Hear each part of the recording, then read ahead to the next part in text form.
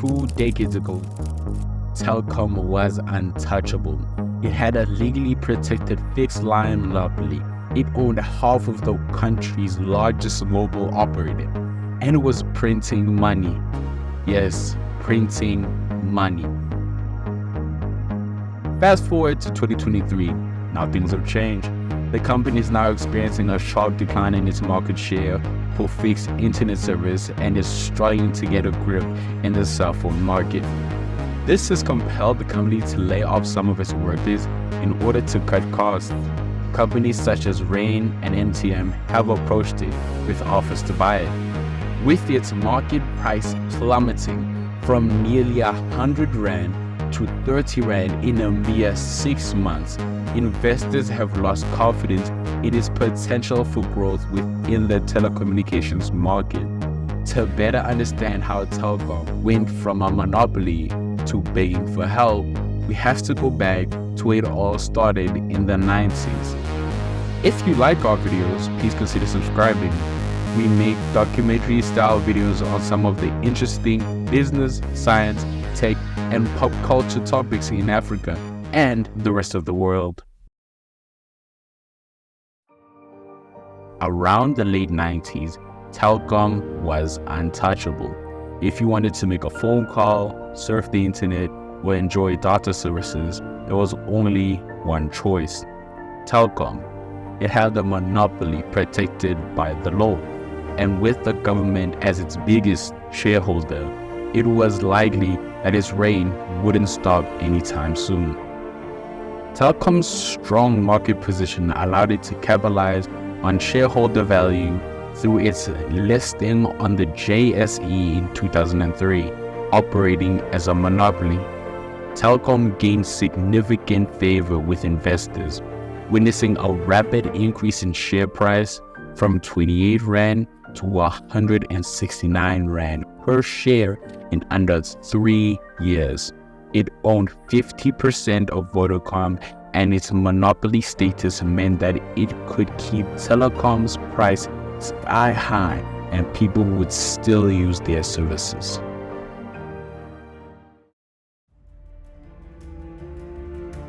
Telkom's situation started changing in 2005 when the government granted a license to the second national operator, better known as Neotel.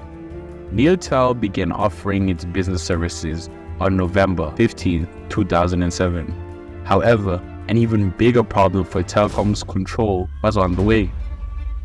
In August 2008, a court ruled that the licenses, which allowed companies to provide added services on networks, could now be transformed into licenses that let them operate their own communication networks. This ruling had a significant impact on Telkom. It meant that other companies like internet service providers and those licenses could now build and run their own communications network. This broke Telkom's monopoly and allowed competition to grow in the industry, affecting Telkom's dominant position in a fixed line service.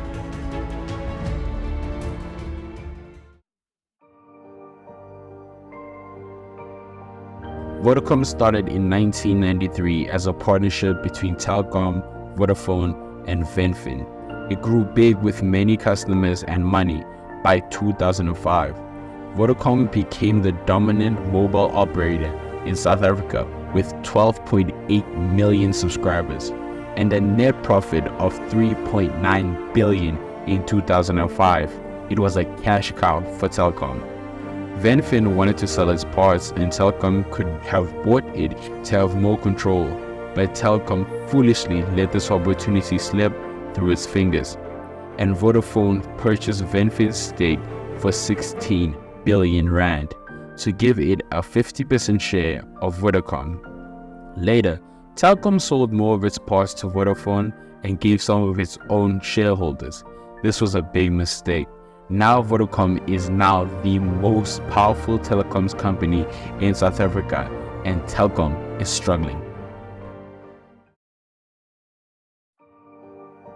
After the 2008 court decision, Telkom faced more and more competition from various companies, Mobile phone companies, for example, set up their own cables to connect their stations. They took away a lot of money that Telkom used to make.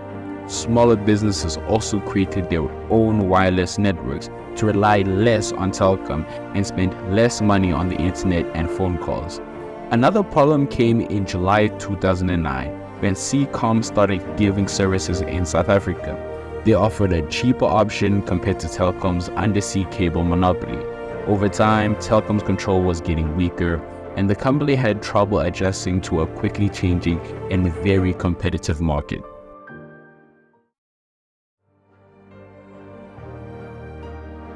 Telkom had an advantage with an extensive fiber and fixed line network in the South African telecommunications market. It had many lines in homes, businesses, including 1 million ADSL subscribers. This allowed it to quickly and affordably expand its fiber services across the country, while other fiber network companies had to build new infrastructure. Telkom already had it in place. However, due to the inactivity and the focus on protecting old revenue sources, it lost to other fiber companies. Vumatel led the way with fiber to the home services in 2014, and many others followed, like Frankfurt, Octotel, Cybersmart, Vodacom, MTN, and SADV.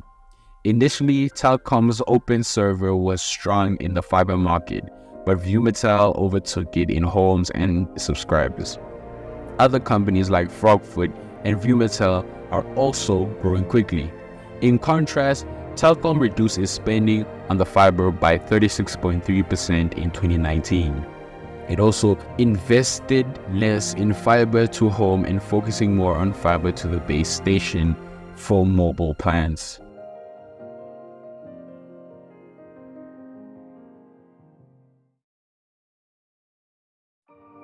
Telkom used to be very strong in providing fixed internet services. Instead of investing a lot in improving those services, it focused on becoming a mobile phone company.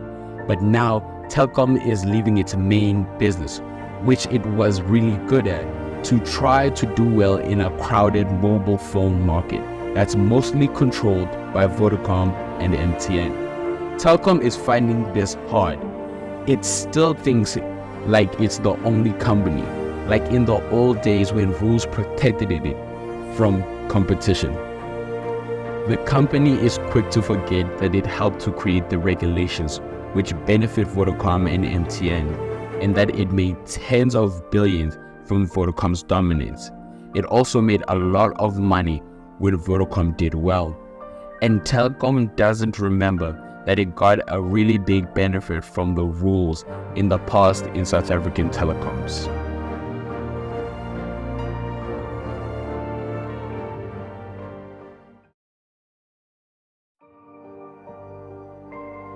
Seeing a big company struggle, lay off workers, and ask for help is not good. But people warned them about this happening for a long time. Their customers and their partners told them to change and care more about the customers, but they didn't really do it. They kept acting like they were the only company in charge, and now they're facing the consequences. Some people attribute this fall to the governance of the ANC, since the government is the top shareholder in Telkom. A lot of us, including me, want Telkom to do well. We hope they keep working on their fast internet network. Telkom is known for having a really good network and offering great internet services. In many ways, they show how things should be done. They have the chance to make a big difference in giving more people good internet in South Africa.